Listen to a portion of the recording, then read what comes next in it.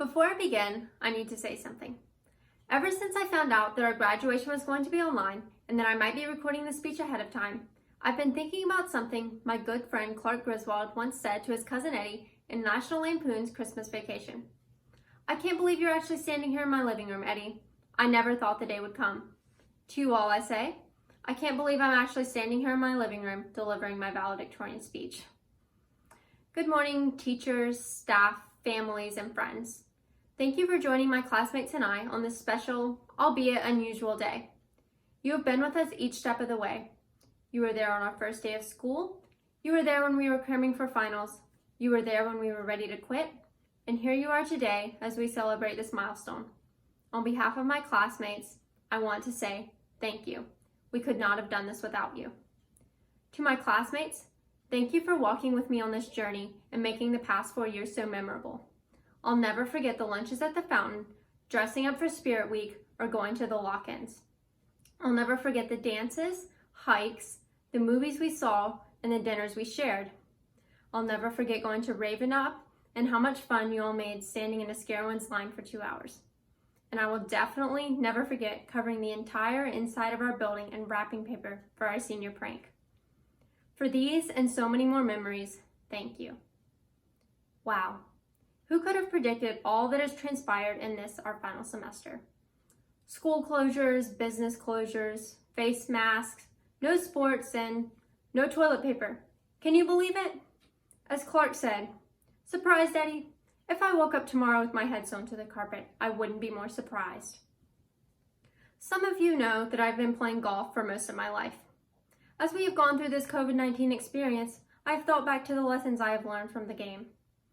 Bobby Jones, one of the all-time greats and founder of the Masters, said, "Golf is the closest game to the game we call life. You get bad breaks from good shots, you get good breaks from bad shots, but you have to play the ball where it lies." In that context, we might look at the coronavirus as a type of bad break that is requiring us to adjust our expectations to a new set of circumstances.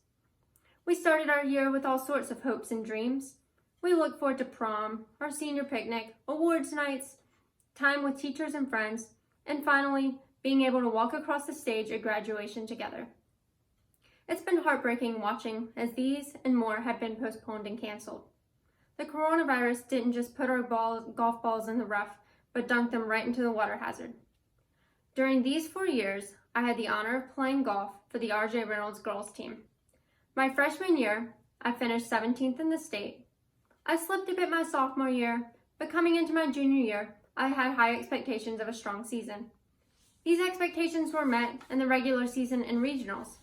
However, just like our final semester of senior year, things at the state finals turned out just a bit differently than I had hoped.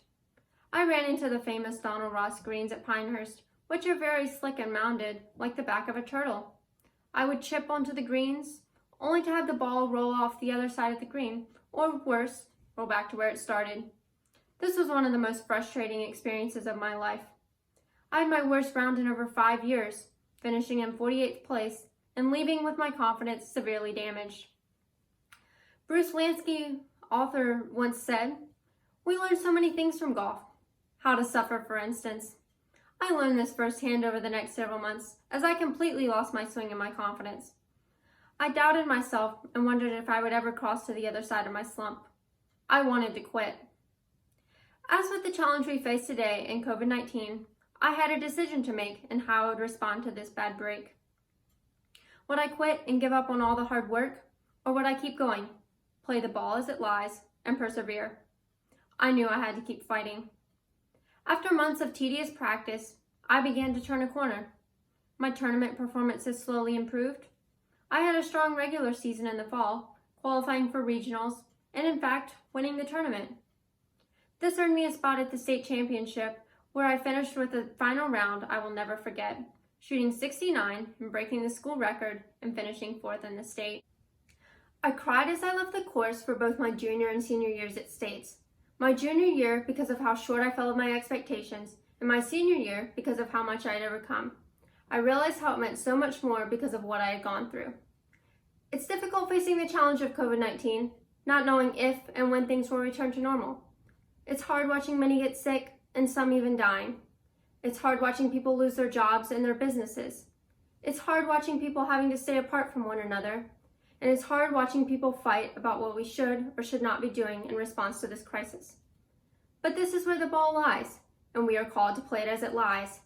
While it's tempting to despair over what's been lost, to focus on our sadness and disappointment, or, as in the case of golf, to give up because our ball just rolled off the green for the 4th time, we must persevere. As Ben Hogan once said, the most important shot in golf, as in life, is the next one. I challenge you all to look ahead rather than to look back, to focus on what might be rather than what might have been. If you do, you will find a greater satisfaction in your success having gone through this trial than had you not. Thank you.